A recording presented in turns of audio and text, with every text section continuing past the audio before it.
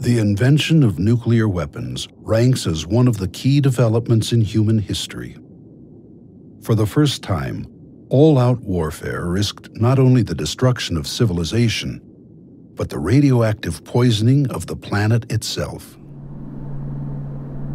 America's attacks against the Japanese cities of Hiroshima and Nagasaki in August 1945 demonstrated that the catastrophic effects of even a small atomic bomb were horrific in the extreme. After the atomic bomb blast that virtually erased this city of 340,000 people from the earth, as far as the eye can see stretch scenes of desolation and ruin. 4 square miles leveled by one bomb. Fearing widespread destruction in the days ahead, and shocked by the simultaneous invasion of its territory by the Soviet Union, the Japanese government quickly surrendered, thereby ending World War II. Less than a year later, the U.S. military detonated 2 more atomic bombs during Operation Crossroads, conducted at the newly created Pacific Proving Grounds. By then, the Soviets, once allies of the U.S., were considered a threat to the Western democracies in the post-war world. President Harry Truman and his advisors concluded that America's possession of large numbers of atomic weapons would keep the Russian communists in check, and authorized crash programs devoted to ongoing testing and mass production. On August 29, 1949, the Soviet Union detonated its own atomic bomb much sooner than expected. The nuclear arms race had begun in earnest. To make matters worse, by the early 1950s, the newly invented hydrogen bombs, some of them 1,000 times more powerful than atomic weapons, began to be tested in remote areas of the planet by the new nuclear superpowers and their allies. Mankind's future never looked bleaker. Intriguingly, this grim state of affairs led to a still unexplained mystery. As difficult as this will be for some people to accept, evidence uncovered by researchers confirms that technologically advanced observers, whose identity and intentions remain unknown, began to monitor the nuclear standoff, almost from the start.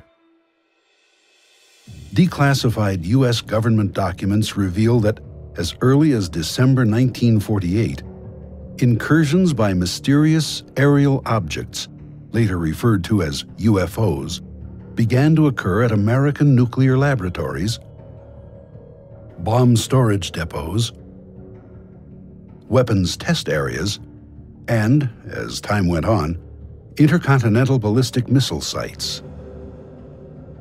Particularly dramatic are the incidents now being openly discussed by former U.S. Air Force ICBM launch officers who were stationed at various Strategic Air Command bases in the 1960s and 70s.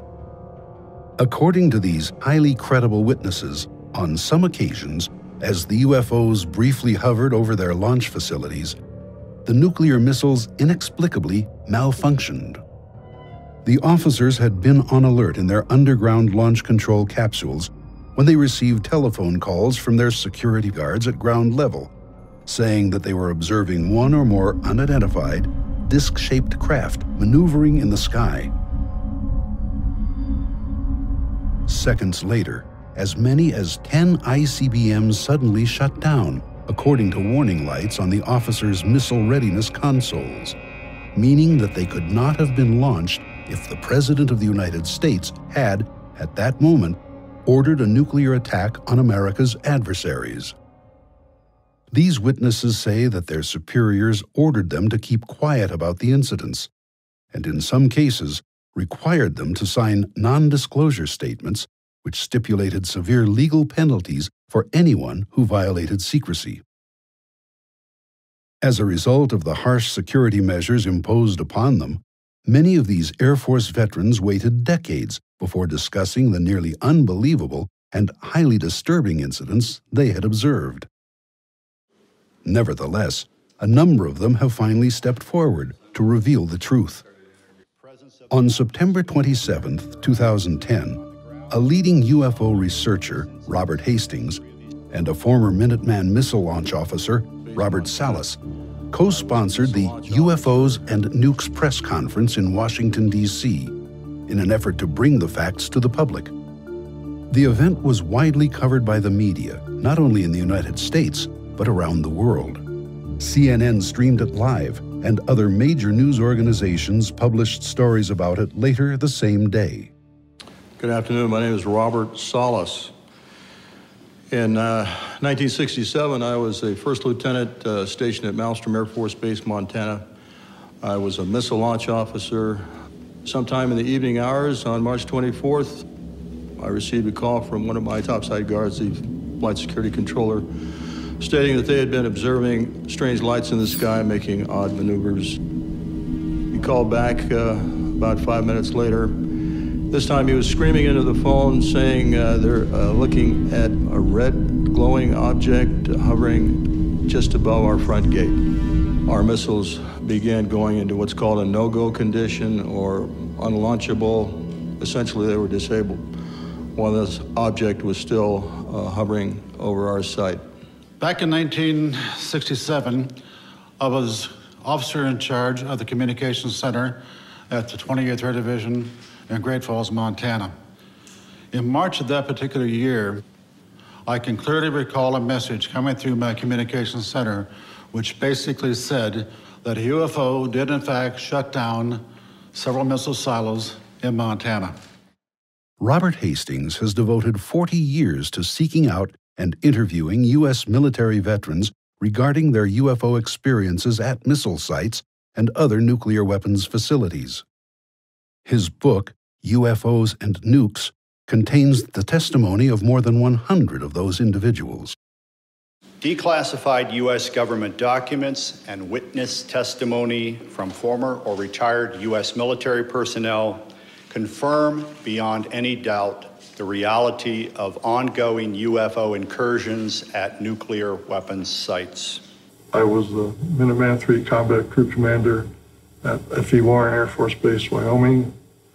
In 1976, my deputy Bill and I were on alert. We contacted our FSC, our flight security controller, and asked him, is there something wrong? And he said right above him was a big white object that was cigar-shaped, 80 to 100 feet above him, 40 to 50 feet long. I said, okay, keep me abreast of what's happening. So we were talking for a while, stayed there for, I don't know, a minute and a half, and it slowly and very silently moved along the access road. When we came up the next morning, the FSC was in his chair in a fetal position, and we talked to him and tried to calm him down. We couldn't calm him down, oddly enough. We were called in by the squadron commander again, and he took whatever notes my deputy made, tore them up. So this didn't happen, it's top secret, and made us sign something. Significantly, dramatic UFO incidents were also occurring at nuclear missile facilities in the former Soviet Union, including cases where the weapons suddenly malfunctioned. Documents obtained in Russia by Western journalists in the 1990s, as well as on-the-record statements by Soviet Army veterans, summarize the unsettling events in great detail. These revelations make clear that both American and Soviet nuclear missiles were subjected to ongoing surveillance and, from time to time, deliberate tampering by whoever was piloting the UFOs during the long, tense confrontation known as the Cold War. Had that anxious standoff between capitalism and communism suddenly become a hot nuclear war, hundreds of millions of people would have been killed outright, and a great many more, perhaps 1 to 2 billion worldwide, would have died over time, the result of radiation illness, exposure, and mass starvation. Indeed, a great many species and ecosystems on Earth would have been devastated by such a war. But what were the mysterious missile disruptions, as described by American and Soviet military veterans, meant to convey? Were they a demonstration of the unknown observer's ability to interfere with these weapons at will? If so, would they have openly intervened to try to prevent a nuclear exchange from occurring if hostilities seemed imminent? To state the obvious, the answers to these questions remain elusive, even now. But if all of this is true, what exactly is going on? Who or what is piloting the amazing aerial craft we call UFOs? And why do they seemingly have an intense interest in monitoring and sometimes disrupting our nuclear weapons systems? A brief review of the evidence may provide a few clues. U.S. government documents released through the Freedom of Information Act confirm that unidentified aerial objects, described as flying discs and flying saucers, began to be sighted around the Los Alamos Atomic Laboratory in New Mexico, the birthplace of nuclear weapons, as early as December 1948. 3 years earlier, on July 16, 1945, the lab had tested the first atomic bomb in the desert near Alamogordo, just weeks before the devastating attacks against Japan. Although shrouded in secrecy for decades, the declassified documents reveal that UFOs appeared with alarming frequency, not only at Los Alamos, but also at its sister laboratory, Sandia, in Albuquerque throughout the 1950s. Other declassified documents discuss ongoing UFO sightings at the Oak Ridge Nuclear Laboratory in Tennessee, the Hanford Plutonium Processing Plant in Washington State, and the Savannah River Complex, another plutonium manufacturing site in South Carolina. While the local and even national media occasionally published stories about these incidents, the vast majority of the American public had no idea that they were so frequent and widespread. Nevertheless, according to military intelligence officers, a worrisome pattern had begun to emerge. On July 1, 1952, Look magazine featured an article, Hunt for the Flying Saucer, about the Air Force's new UFO investigations group, Project Blue Book, and noted that its director, First Lieutenant Edward Ruppelt, had plotted 63 unexplained sightings on a map of the United States. At that point, it was discovered that a, quote, ominous correlation existed between some of the sightings and the location of various atomic weapons installations. Later that year, the CIA took notice of the situation, as this memorandum reveals. Dr. H. Marshall Chadwell, Assistant Director of the agency's Office of Scientific Intelligence, wrote, quote, sightings of unexplained objects at great altitudes and traveling at high speeds in the vicinity of major U.S. defense installations are of such nature that they are not attributable to natural phenomena or known types of aerial vehicles. UFOs also visited the newly created Nevada Proving Ground, located 60 miles northwest of Las Vegas, where new and improved atomic devices were being tested. Civilians living near the proving ground often observed the aerial discs, sometimes flying in large formations, and subsequently notified the Air Force and the local media. At the same time, U.S. Army personnel engaged in field maneuvers at the test site, designed to expose them to atomic battlefield conditions, also reported seeing the UFOs. Meanwhile, other sightings were occurring at the remote Pacific Proving Grounds, where ongoing tests of the far more destructive hydrogen bombs were taking place, as the U.S. tried to outpace the Soviets in the new technology of warfare. The chief purpose of the nuclear tests was to create a powerful but lightweight bomb that could be easily transported aboard an aircraft, the primary delivery system during that era. Had the United States been attacked by the Soviet Union, the U.S. Air Force planned to launch hundreds of strategic bombers against that country and its communist allies. Flying over the Arctic region, they would deliver their deadly payloads a few hours later. At the same time, Soviet bombers would be racing toward North America and Western Europe, carrying their own hydrogen bombs intent on massive retaliation.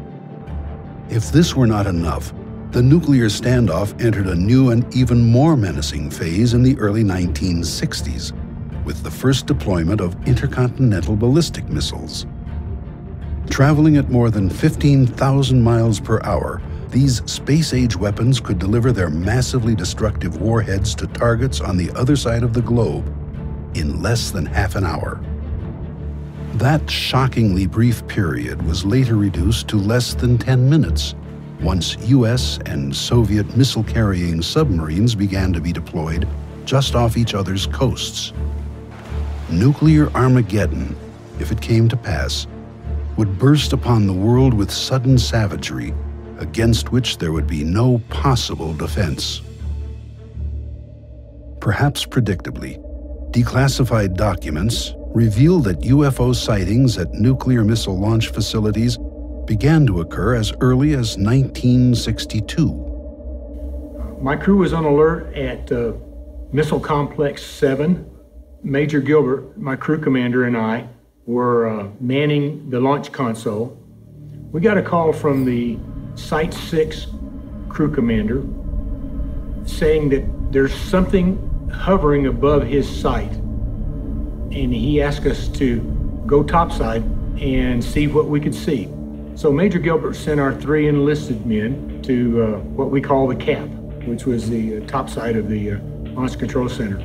They reported to us that they saw a light above Site 6 that rapidly accelerated and stopped instantly above the area where Site 8 was located and went back and forth. It was instant go, instant stop.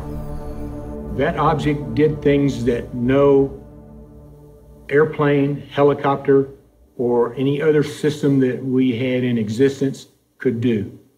It had to be not of this earth.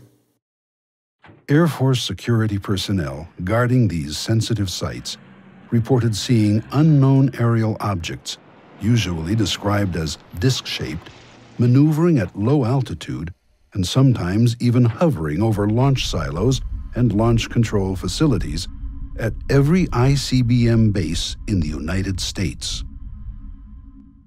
Often, the UFOs were tracked on radar, performing maneuvers vastly beyond the capability of any man-made aircraft. Experienced radar personnel were stunned as the objects flew thousands of miles per hour, made sharp-angled turns, and instantly stopped in midair. The mysterious intruders were frequently chased by Air Force interceptors, which had been scrambled to protect the missiles from possible sabotage. So far as is known, the UFOs always escaped unscathed, usually by vastly increasing their speed and leaving the fighters far behind. Baffled military officials had to deal with these unexplained and alarming incidents on an ongoing basis, while trying their best to keep the facts from leaking out to their fellow Americans, many of whom believed the UFO phenomenon to be a nonsensical subject, having no basis in reality. This skeptical attitude was actively fostered by the government's own policy of ridicule and denial, as implemented by members of Project Blue Book, who routinely dismissed credible, bona fide UFO sightings as the misidentifications of natural phenomena or man-made aircraft. Over time, this practice led to a widespread public backlash against the U.S. government and its weak and sometimes ridiculous explanations for the sightings.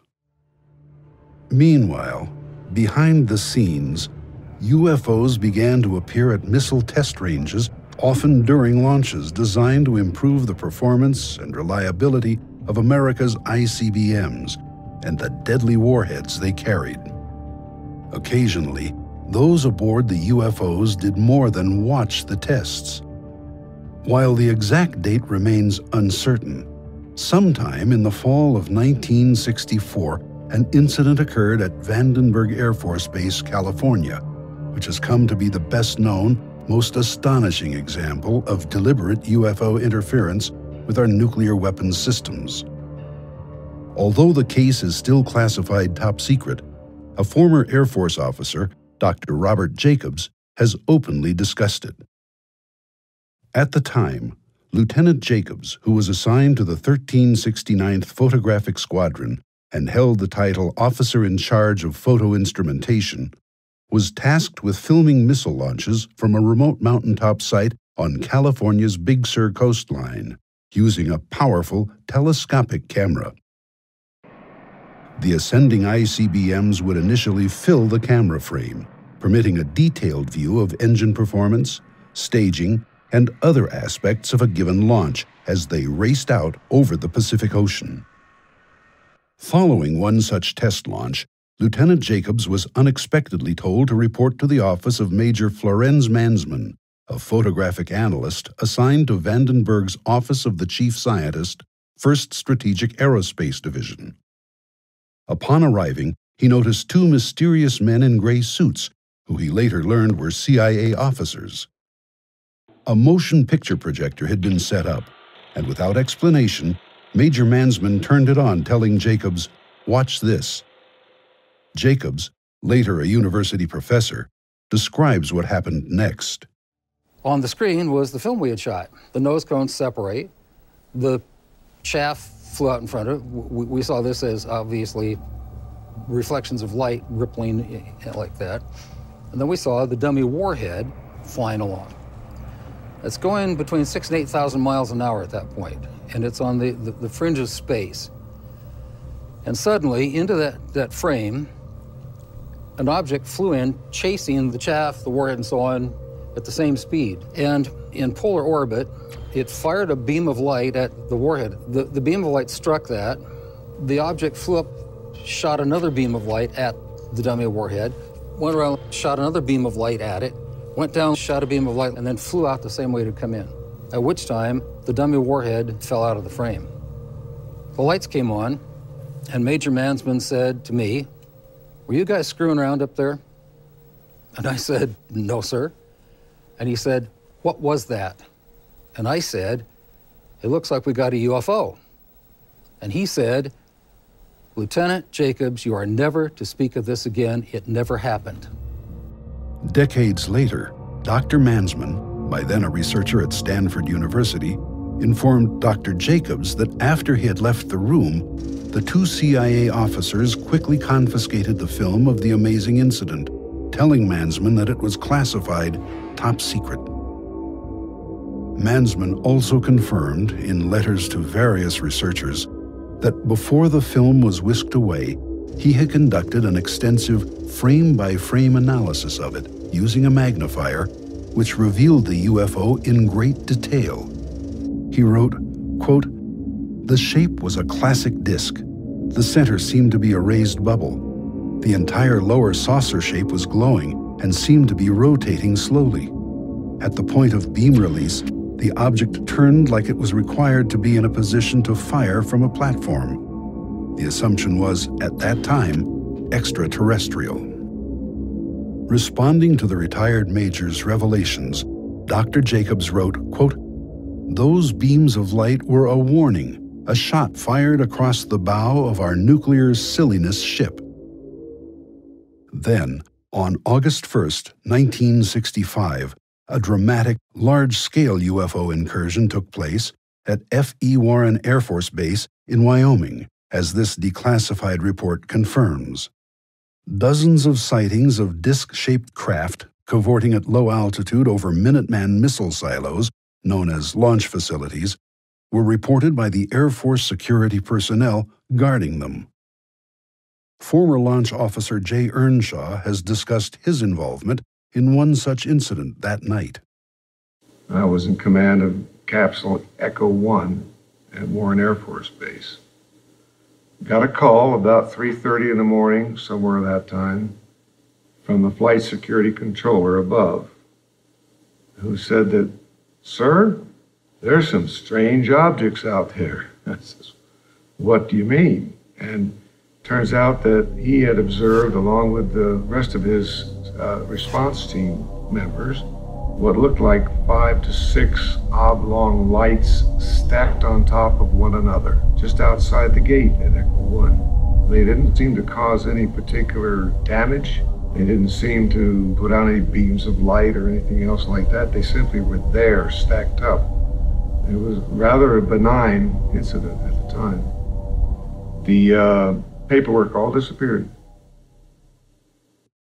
Over the next 2 years, similar UFO incursions also took place at Minot Air Force Base, North Dakota, and Ellsworth Air Force Base, South Dakota. Although those disturbing incidents were reported in official records at the time and occasionally leaked to the media, many of the details only emerged decades later in the testimony of former missile launch officers. I was on duty at Echo, which is our squadron command post. We had strike teams respond to alarms from the missiles. They were 3 to 5 miles away. And they jumped in their trucks and went roaring out there and called me back and said, "Sir, for lack of a better description, there's a flying saucer hovering over that missile, and there's a beam of reddish light going down to it." I assumed they were taking data with that beam. It wasn't destructive as far as I know. It had to be a data collection thing. I'm sure they scanned the warhead or something. Although the Air Force could not yet know it, the most dramatic nuclear weapons-related UFO incidents were about to occur. During the pre-departure crew briefing, it was mentioned that some missiles at November flight had gone off alert. We reached the launch control facility. We entered the gate after giving the appropriate password, and the above-ground personnel briefed us on what had happened. And essentially, we were told by site manager that an object had been sighted out the windows with flashing lights, and it was probably about 80 to 100 feet in diameter. It then went to our main gate where it hovered, and when we debriefed the underground launch crew, they indicated that all the missiles that they controlled had gone off alert at the time that object had been hovering next to the main gate. My crew commander, Major Tollerud, told me that he had received a call overnight, evidently while I was on rest break below ground, and saying that we as a crew were never to speak about this again. This was a very serious incident. I mean, something to take our nuclear-tipped missiles off alert. It was something that we had never been prepared for. The same year that these amazing events were unfolding in secrecy, Secretary of the Air Force Harold Brown appeared before a congressional hearing and dismissed the idea that information about UFOs was being kept from the American public. We have not been hiding anything. The investigations have been made public. The explanations of those where there is a clear explanation have been made public. The hearing this morning was public for just that reason. Brown's claims have now been discredited, but the strict security measures imposed on military witnesses at the time meant that decades would pass before the public learned the facts about UFO activity at nuclear missile sites.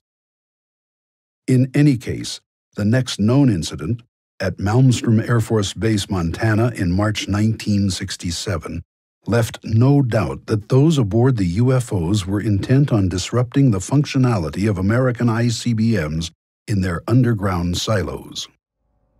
On March 16th, at Echo Flight, a missile security guard reported that a large round object had suddenly appeared in the sky and was hovering at low altitude, directly over one of the missile silos. Moments later, the entire group of 10 ICBMs mysteriously malfunctioned. This startling fact has been confirmed by one of the launch officers on alert that day, now retired Colonel Walter Fiegel, who spoke about the incident during a taped telephone conversation with Robert Hastings in 2008. Fiegel said that in response to the missile guard's UFO report, he had sent out 2 security alert teams, one of which confirmed the presence of the object. The strike team that went out, one of the 2, claimed that they saw something over the site. How did they describe that? He just said a large round object. Directly over the LF? Directly over the site. But Fiegel was not the only one to be told that a UFO was in the vicinity during the incident. Former Minuteman electromechanical technician Henry Barlow, who helped restart some of the stricken missiles, was informed that the mysterious aerial craft had actually caused the problem. Job Control called and said, we have a problem at Echo Flight. and 4 or 5 missiles, or 6 missiles, just shut down simultaneously. And we want you to go to the nearest site, penetrate the site, and see what's going on. So on our way to the site, they had called and said that the other 4 missiles had shut down, so that all of them are now shut down. At that time, they said UFO activity in the area, and we had heard this on and off for many times when we were out at the missile sites, that Job Control would call and say, you know, we have reports of UFO activity in your area, keep your eyes open. And I think we covered 3 or 4 sites, and they were sending other teams out from the base. We had to go to Echo 1 to stay for the night there and get 8 hours of sleep before we headed back to the base.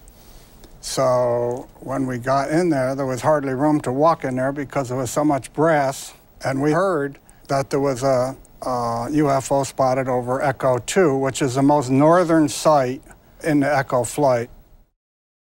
In 1997, missile engineer Robert Kaminsky, who headed the Boeing Company team tasked with investigating the missile shutdown incident at Echo Flight, wrote to researcher Jim Klotz, saying that no prosaic cause for the failures could be found.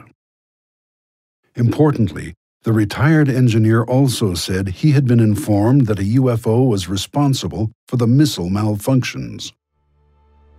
But the excitement was not yet over. A second ICBM shutdown incident occurred 8 days later, on March 24, 1967, at Oscar Flight, according to former Minuteman missile launch officer Captain Robert Salas, who was on alert when it occurred. This was the event discussed by Salas at the September 2010 press conference in Washington, D.C. Salas's testimony has been confirmed by former Minuteman missile targeting officer Captain Robert Jameson, who helped retarget some of the Oscar Flight ICBMs. In March of 1967, I was on alert for dispatch. And that evening, I got a call from Job Control saying a missile going down in Oscar Flight, go out and restart it. So I had called my team together. We went down to the hangar. I was told that a UFO caused all 10 missiles in Oscar Flight to go down. Although this ominous situation undoubtedly concerned those in the know at the Pentagon, the chief of Project Blue Book, Major Hector Quintanilla, nevertheless presented a brave face when he spoke with reporters in response to a public uproar over nationwide UFO sightings. After almost 20 years and after having investigated over 9,000 cases, the Air Force has determined that the UFO phenomenon does not present a threat to the national security of the United States. These same claims were made when the Air Force announced the closure of Blue Book in December 1969, at which time it again emphasized that no evidence existed to indicate that UFOs posed a threat to the country's security. While many Americans may have believed this to be true, in reality, the UFOs continued to monitor our nuclear weapons program, as this Reuters news agency article confirms. In August 1973, one of the mysterious craft, dubbed a ghost ship, was tracked on radar maneuvering near a dummy nuclear warhead in flight as it raced toward a splashdown in the Pacific Ocean near Kwajalein Atoll. This story cited information from unnamed scientists working for the U.S. Army's ballistic missile program.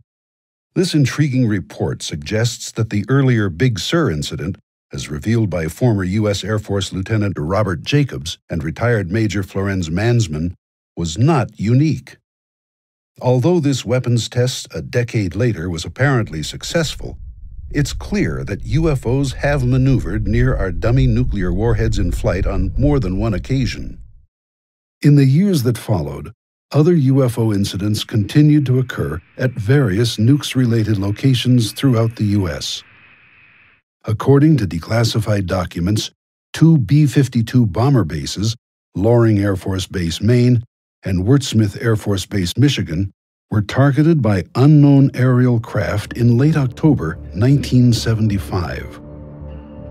Although initial reports referred to unidentified helicopters, one witness at Loring, Sergeant Stephen Eichner, later wrote that he had observed, quote, an elongated football as long as 4 cars and reddish-orange in color, briefly hovering near the nuclear weapons storage area. The object then zoomed away. 1 week later, back at Malmstrom Air Force Base, as many as 7 UFOs were sighted and tracked on radar as they intermittently maneuvered near and hovered above various Minuteman missile sites over a several-hour period. According to numerous North American Aerospace Defense Command log entries released via the Freedom of Information Act, the UFOs were also unsuccessfully pursued by F-106 jet fighters before finally leaving the vicinity. One of the craft was apparently close enough to the ground to be described by security forces as a, quote, orange-white disk object. At the Pentagon, the National Military Command Center was so alarmed by the UFO incursions at Strategic Air Command bomber and missile bases that a Security Option 3 order was issued, placing the Air Force's entire nuclear weapons force on high alert.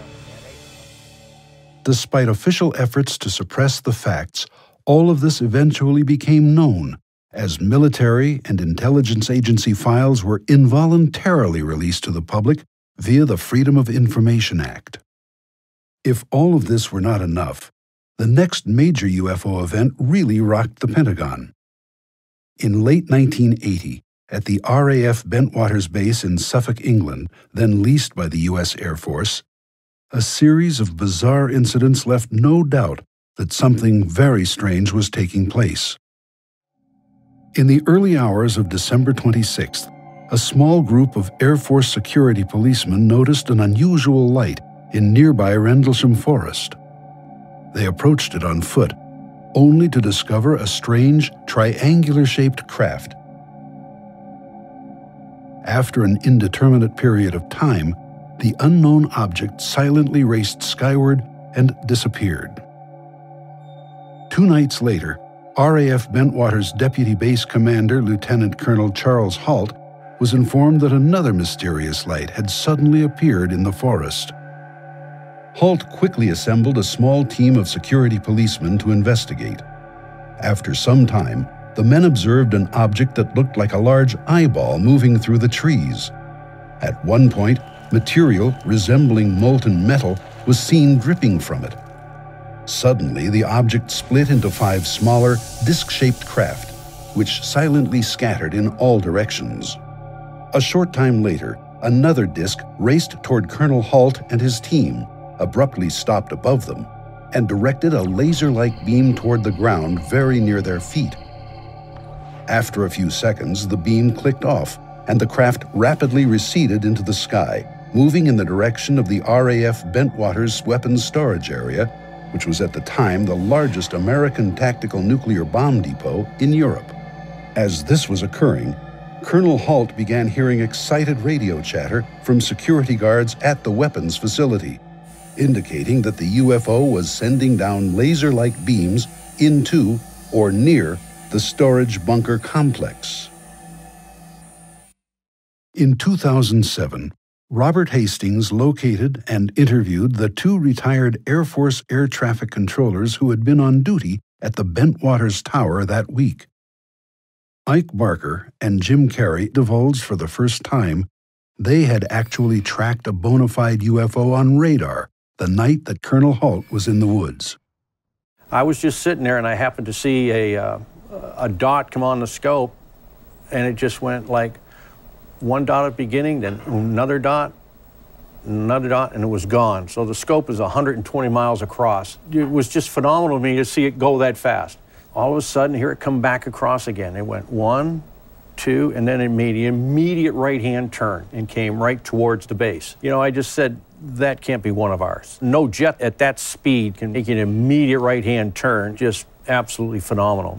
It's not like any radar target I've ever seen. When the sweep would hit the target, you would have the entire back of it would be like a solid line, traveling at an extremely high rate of speed. It passed over the control tower, and then it stopped. I've never seen anything in my life like the maneuverability that happened with this object. It was an orangish color. sort of popped into my mind at the time that somebody's flying a basketball out here. There were like lights around the center of it, but it wasn't like running lights or navigational lights. It was more like portholes, and then you were seeing the light from the inside coming out. It wasn't, flashing lights or anything, but it hovered momentarily, reversed its course, and went back out at a high rate of speed. Moreover, given the dramatic incident at the weapons storage area, when one of those UFOs reportedly directed laser-like beams down into the facility, it becomes clear that this case had a nuclear weapons connection. Significantly, another nukes-related incident in the former Soviet Union is nearly identical to Bentwaters. Government documents obtained by Western journalists after the collapse of the Soviet regime confirm numerous cases of UFO activity in that country during the Cold War era, including one at the Kapustin Yar military complex. On the night of July 28, 1989, a disc-shaped object with a dome was observed by dozens of Soviet Army personnel as it briefly hovered over the base's nuclear missile warhead depot. According to one KGB report, as the stunned witnesses watched, the UFO directed laser-like beams onto the roof of a building in which those weapons were kept before silently racing away. Another incident in the Soviet Union 7 years earlier was even more shocking. On October 4th, 1982, a huge flying disc apparently activated several nuclear missiles, which were then preparing to launch. According to the Soviet Ministry of Defense documents secured by American television investigative reporter George Knapp, the UFO appeared over an intermediate-range missile base near the Ukrainian town of Bielokorovish. At one point, down in the underground launch control capsule, several missiles suddenly went into countdown mode. Although no one had input the authorization codes, the missiles were preparing to launch. Then, after 15 terrifying seconds, the anomaly ceased and everything returned to normal operational status. This potentially disastrous incident was nearly identical to one reported to Robert Hastings by former U.S. Air Force launch officer David Schur, who said that a UFO had activated the launch sequence in several of his Minuteman missiles at Minot Air Force Base, North Dakota, one night in 1966. As this object passed over the missile site, we would start getting erratic indications on that missile. The bad thing was we also got a launch indicator. Does that mean that the launch sequence has been triggered? That means that the missile has received the launch signal. In that case, Schur and his commander had to flip an inhibit switch to disrupt the unauthorized countdown. But were those aboard the UFOs actually trying to start a nuclear war? Having investigated these incidents for decades, my opinion is that those who pilot the UFOs are visitors from elsewhere who are engaged in these provocative actions at American and Russian nuclear missile sites to send us a message that we humans are playing with fire, that to engage in nuclear warfare is essentially suicide. Importantly, these dramatic incidents continue to occur long after the end of the Cold War. Several U.S. Air Force veterans have reported new UFO incursions at nuclear missile sites and weapons storage areas in the very recent past. The most important case occurred on October 23, 2010. This is CNN Breaking News. The breaking news involves a power failure that shut down a major part of the U.S. nuclear missile arsenal. Let's go to our Pentagon correspondent, Chris Lawrence. Wow, Chris, what do we know? Well, Wolf, this happened out in Warren Air Force Base out in Wyoming, and bottom line is this. For less than an hour, about an hour on Saturday, the base lost primary communication with about 50 intercontinental ballistic missiles. Although widespread media coverage of the incident contained no hint of any UFO reports, a subsequent investigation yielded intriguing information about a series of still unexplained sightings occurring during the communications disruption. According to confidential Air Force sources known to Robert Hastings, various missile maintenance teams responding to the problem reported observing a huge cigar-shaped object maneuvering in the sky above the missile field. These persons emphatically state that the craft was not a blimp because no passenger gondola, propellers, or stabilizing tail fins were visible, and there was no corporate logo or other advertising on its hull. The anomalous nature of the object was all but confirmed when these teams returned to the base. According to Hastings sources, the entire missile maintenance squadron was sternly admonished by its commander not to talk to journalists or researchers about, quote, the things they may or may not have seen in the sky. Despite these revelations, the Air Force officially maintains that the massive communications disruption was caused by an improperly replaced circuit card, following repairs on a weapons system processor. Nevertheless, key personnel who were in a position to know the facts have described multiple independent UFO reports during the incident, which were allegedly suppressed by command-level officers. This program has only scratched the surface. Declassified documents and eyewitness testimony suggest that incidents involving UFO activity at nuclear weapons sites now number in the hundreds. Robert Hastings has urged military veterans to contact him at his website regarding their knowledge of these events, so that a more complete picture of the situation can emerge. He believes that people everywhere have a right to know the facts. This is history. Hidden history, to be sure, but tremendously important. Scientists laugh at UFOs. The media generally ignore them. Billions of people worldwide think this subject is nonsense. And yet, what has been unfolding behind the scenes for more than half a century is nothing less than astounding.